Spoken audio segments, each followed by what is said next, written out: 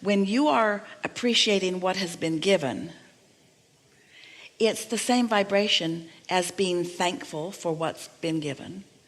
When you are appreciating, your appreciation is going out, so it causes this cycle. You can't be thankful without your appreciation. And think about what the literal fiscal definition of appreciation is. It's adding more to something.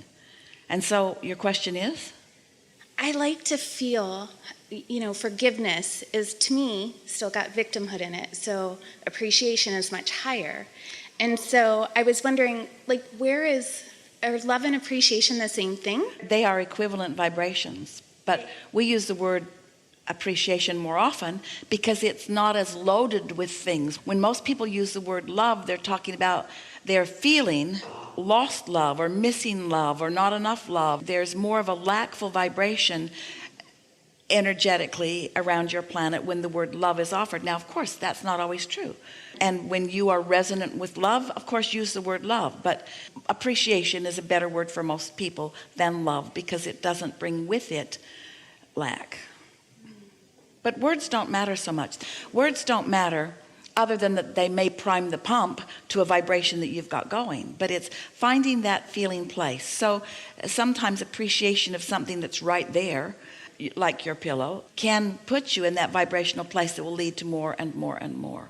But as you're drifting off to sleep, really, you're wanting to quiet your mind. The quieter you are in your thoughts, when you think about it, your inner being is in this place of non-resistance. Have you ever wanted to go to sleep but you can't? And you really want to go to sleep but you can't? Well, your mind is just too active, so you're not blending with what is sleep. Because sleep in its finest, we've not said this to you before, sleep in its most precise value is attunement or alignment with the energies of your source. That is the whole point. People say, well, what about rest? Well, you're resting while you're sitting here. Your muscles are at rest. In other words, you don't need to sleep to rest. Your body gets plenty of rest. But the benefit of sleep is that it quiets your mind and it gives you a greater opportunity to slow the momentums of unwanted and to pick up the momentums of wanted. So when you slumber, no matter what you're dreaming about, or even really no matter what thoughts come to your mind when you first wake up, you've accomplished a very good thing during sleep, because you have, as you have slept, as you have meditated, you have found resonance or harmony with the source within you. And so the potential for alignment is greater now that you've rested. And think about that. Think about that in terms of action versus allowing, making things happen versus letting things happen. Sometimes people are so determined to make things happen that they don't even let themselves sleep. They don't do the thing that is most conducive to connecting to the power that is who they are. We're not talking about long sleeps. We're not saying you need this much sleep. We're saying just allow yourself that time of alignment so that who you really are can step forward in the day with you. And the more often you do that, then the better every step forward into every day will feel to you, which is the whole point of all of it. Not one of you didn't come here to get stuff done, or to fix stuff that is broken, or to change the world, or to modify the world, or even to figure out what's right and wrong in the world. You came to enjoy your exposure to life and your evolution, which is absolute. Yeah. I had another thought. Sometimes I'm feeling aligned, and I will jump to quickly do something, and I would consider sometimes that's an impulse. If I'm not as grounded, if I'm really happy and excited, I'll say, yeah, I'll do that too. Well, you'll get better and better at knowing what satisfaction really is, because a lot of impulses come from pure alignment. But some things that you're calling impulses are jumping out of habit too. So after a while, you'll feel more inclined, you'll feel more inspired. So I was considering it of impulse versus inspiration, but it's not always that an impulse can be bad. So I can have an aligned inspiration as well as an aligned impulse, I'm hearing. Oh, we would put inspiration and impulse often in the very same category. In this conversation of thoughts turning to things, you're going to hear this now like you've never heard it before because of what you've already heard. So you're going to really like this. So vibrations, will lead to thoughts, and thoughts will lead to more thoughts, and more thoughts, and more thoughts, and those thoughts will lead to things. In other words, this is a sort of rudimentary explanation of how things become here in your physical environment. And so the vibration that is without resistance will lead to such pleasing thoughts. A vibration that is without resistance must lead to pleasing thoughts. So if the root of the thought that you're thinking now is a vibration with non-resistance, then you're off on a really good foot. Did you follow that? Therefore, if you have meditated into non-resistance, and now there's a vibration that's not discernible. In other words, you can't think vibrations until they get some momentum going.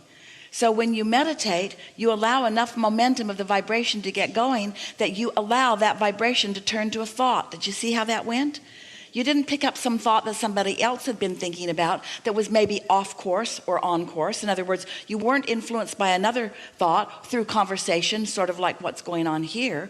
You allowed the very depth of who you are, the very source of who you are, the very soul of who you are, the very love of who you are, because you meditated and quieted your thought, you allowed that vibration to come into focus. So when the thought came, it felt satisfying. And if you liked it, and if you know that you liked it, and if you're also acknowledging that you allowed that pure thought to occur to you, you were ready to be ready to be ready to be ready. And why were you ready for the thought? Because you quieted your mind. You quieted your mind, so you were ready for alignment. And because you were ready for alignment, now you're ready for that vibration to turn to a thought. Ooh, this is how thoughts turn to things. But you're doing it on purpose. You allowed that vibration to turn to a thought. Now, in the beginning, that vibration may turn to a thought, and right on top of that thought are going to be thoughts that don't feel so good when you think them. Just say to yourself, I'll get better and better and better at this. But in time, you will be able to quiet your mind. You don't even have to go into a meditative trance. You'll just be able to hold yourself in that place where you center yourself. It's like starting at the beginning. It's like building a foundation of a skyscraper that's not stable, and no matter how much you try to stabilize it as you get it up there, in other words, you're trying to retrofit it and make it better and better, if the foundation is not stable, it's going to topple over in a little while. And the foundation of everything that you are about is your connection to source energy, and meditation is the path to that. And so thoughts turning to things, thoughts turning to things, thoughts turning to things, thoughts turning to things. But before thoughts turn to things, vibrations must turn to thoughts. So how are you going to get a good basic thought? How are you going to start with a really good thought? Start with vibration. Start with no thought, and do it every day, and feel the satisfying qualities of it. Feel it. Feel what it feels like to have non-thought, and feel what it feels like to feel your body sort of swooning in this energy of well-being. And there's not a thought in your mind, but you can just feel well-being. It's not thought. You're not thinking about anything. You're not thinking about your body. You're just feeling the satisfaction of this non-thought. And as you allow yourself to stay there long enough, that non-thought, that vibration that now is being allowed by you to gain positive momentum, because you're not crippling it with a contradictory thought, now it gets enough momentum that you think a thought, a satisfying thought. Sometimes that satisfying thought bursts into your mind and you feel like impulsively doing something about it. That's okay, do it. You'll feel more and more of that as you allow this. But so many of you start with a problem, a thought about a problem. A thought about a problem to which you want a solution. But in the activation of the problem, you're not ready for the solution. You want to jump right over there to the solution. Take me there to the solution. I'll know it when I see it. No, you won't.